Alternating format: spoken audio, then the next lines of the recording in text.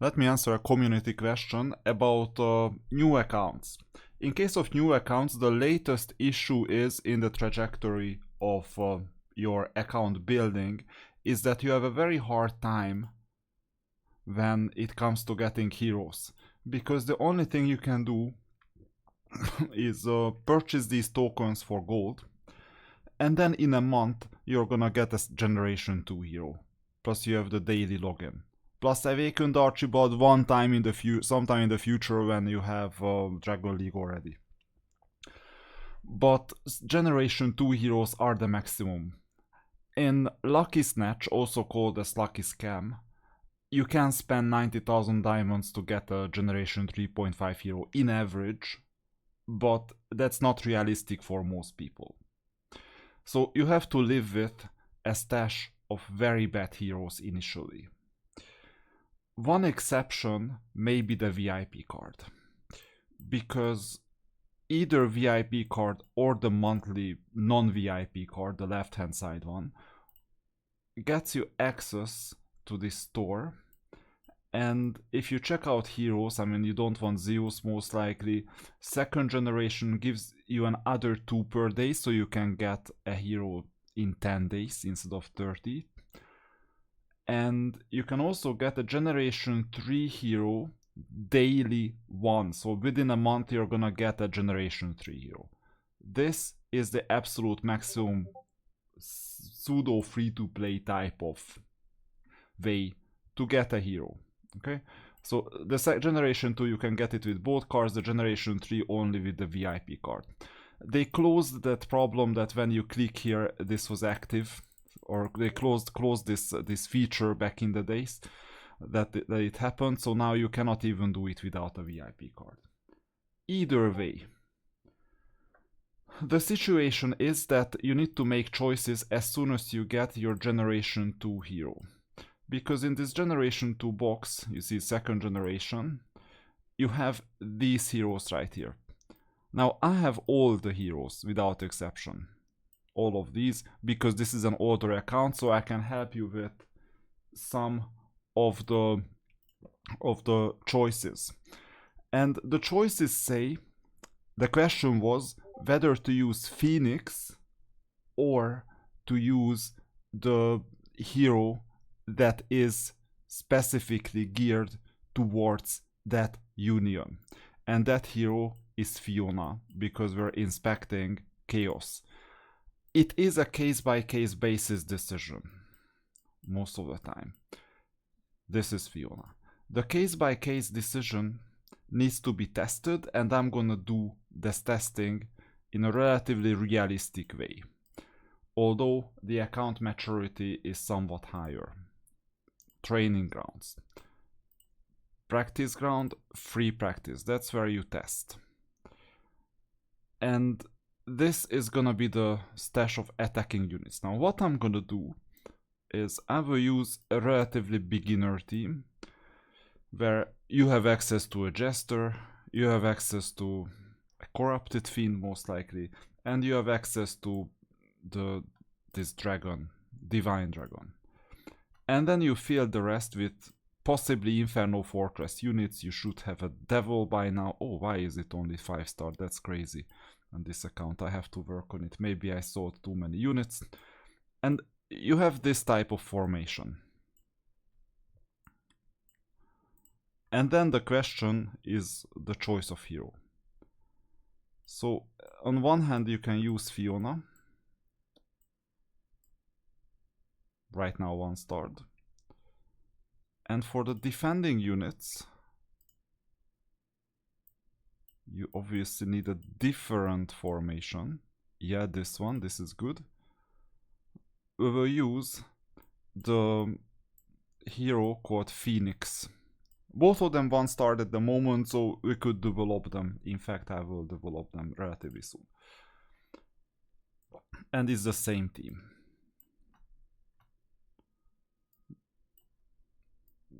These are really cheap as well. The test is not ideal, obviously could be better. Let's see, Fortress as well. Divine Dragon. And just maybe you have an other unit, both defending and attacking units. This unit here. Just maybe. And then the question is, which one is better? No backup, nothing. So, Fiona versus Phoenix. In case of Fiona, you can see what is available. Infernal Roar, decreased defense, 20% burn, and so on. This is a simple fire arrow, doesn't count much.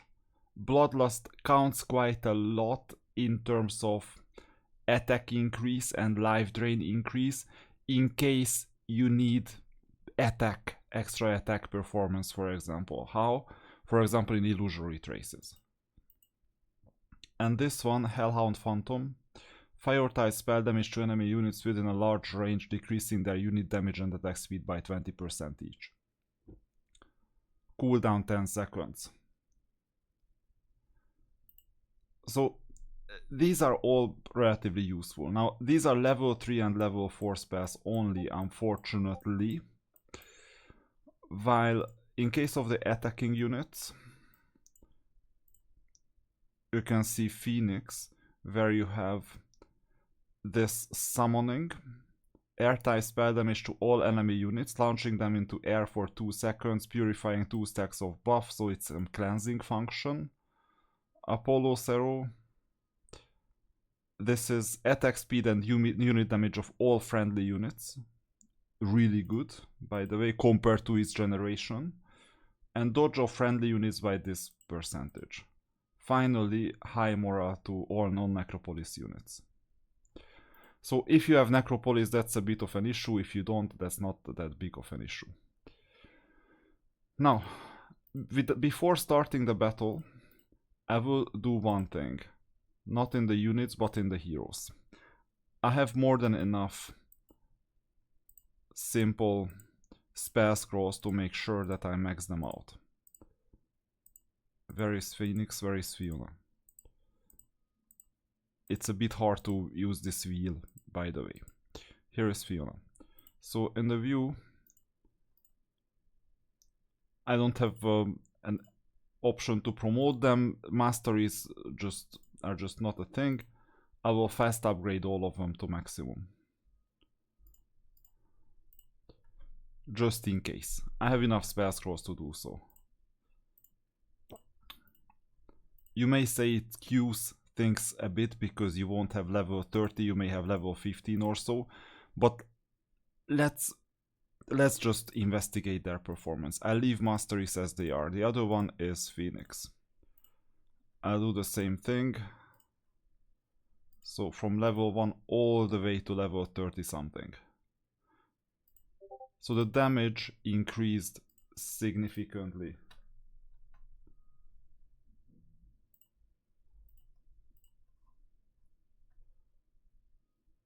Like this.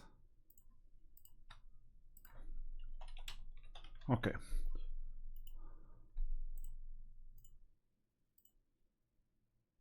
Now, let's do the battle.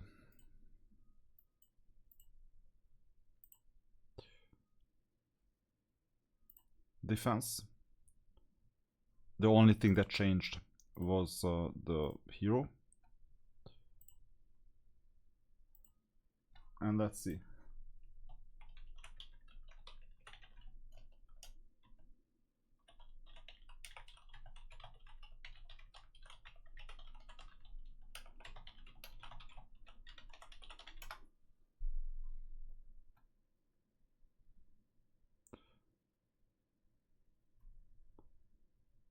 And the result is quite obvious so far. Initially. But at the end the other unit caught up. And then it's a crapshoot at the end. Let's try it again. Normally, to get reliable results, you need to run the experiment multiple times.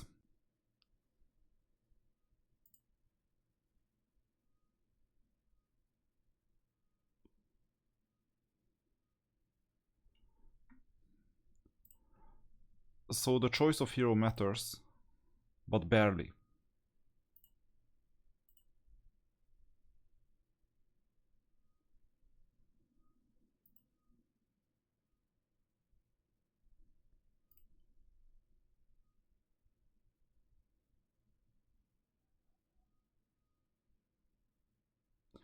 And it's consistent, quite consistent. Now, when these units matter, it's normally for these three.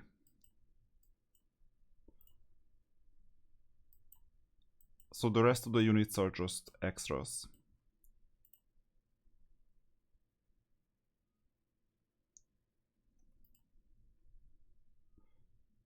And these are the main ones. So once again, a simple mirror. And this is exactly what I expected.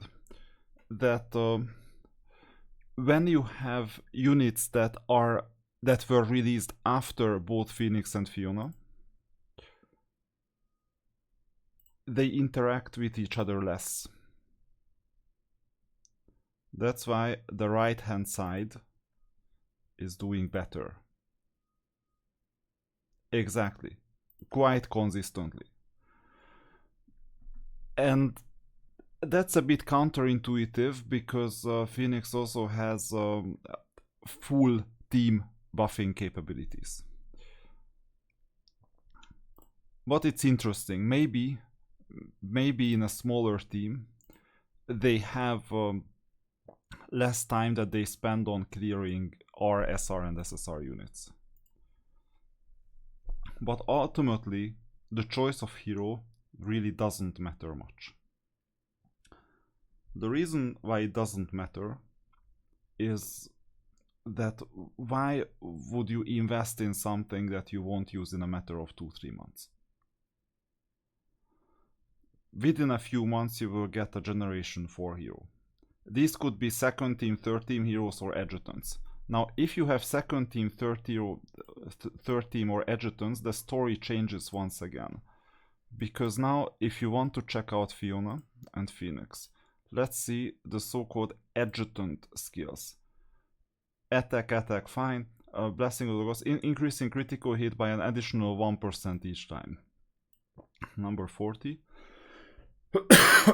When a friendly hero casts an R-type spell, increases critical hit of friendly neutral units by 2.2. This is complete garbage.